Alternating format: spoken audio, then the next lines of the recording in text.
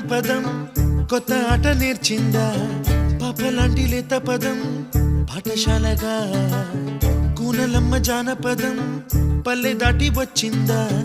చవళిల జానతనం పాట చూపగా కుంచెలో తాగే చిత్రాలు ఎదురొచ్చేలా అంతటా